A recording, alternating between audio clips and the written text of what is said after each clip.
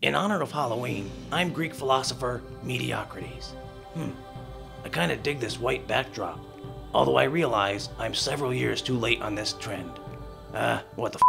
Recently, I was approached by a good-sized network to partner with them, and it's made me think about the overall system here on YouTube, and where it's headed, and it may be headed down the proverbial hopper. With the recent change in YouTube partnership, the rise of countless partner networks, and with almost everyone and everything that scampers, walks, or crawls getting a partnership these days, I'm left wondering, is YouTube a racket?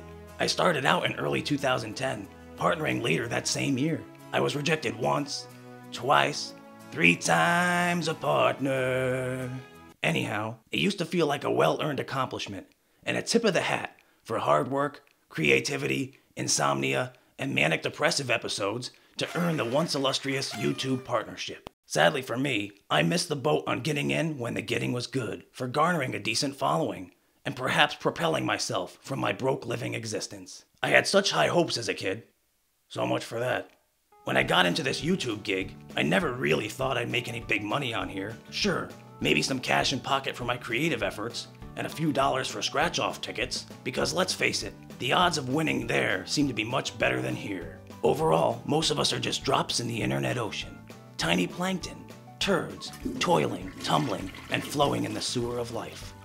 Okay, I digress. Still, I believe that if you enjoy creating, sharing, and sometimes collabing with others, if you can stand them long enough, that would reap rewards, socially, creatively, and financially for everyone.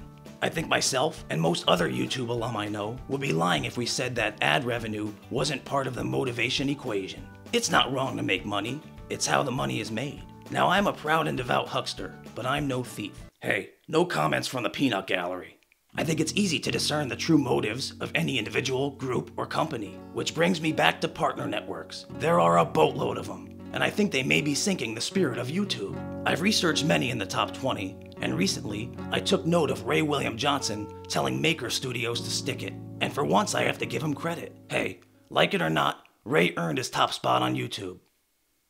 By stealing all of his videos fair and square from smaller creators, applying lousy commentary, monetizing, and urinating all over creativity with his wildly popular equals thief intellectual property, saturating us all, good to the last drop. So Ray knows a crook when he sees one, and he didn't want Maker or anyone else stealing something from him that he stole and calling it their own. As for Maker Studios, I saw an interview with YouTube celebrity Lisa Nova, and she proudly and laughably compared Maker Studios to United Artists. Nova drew comparisons saying something about them being by the creators, for the creators. Right. I'm sure that's how Ray felt when the crooks at Maker tried to out-thieve him, YouTube's Prince of Thieves. That's just creators being creative. So are networks for me? Are they for anyone? Honestly, I was intrigued by the possibility of seeing if a network could help me grow my channel. Cause let's face it, things aren't going too well here for your old pal Gus. But what else is new? Last week, I was approached by a minion of a top 10 partner network, and they seemed to be legit. However, after a brief email exchange with one of their managers, they told me that their standard contract is 5 years, and they operate on a 60-40 split. And I believe that's after Google takes their cut. Sounds very old Hollywood to me. 5 years. That's the kind of contract crap that caused Elvis Presley to go from King Creole to clam bake and harem scarum. No thanks. I'd be jumping the shark in no time, and if so, I'd rather do that on my own terms, minus the network, and with a bigger payout. Undoubtedly, there are unscrupulous business practices where some of these networks are concerned. Apparently Machinima was getting young content creators to unknowingly sign infinite contracts. Nice move, Machinima.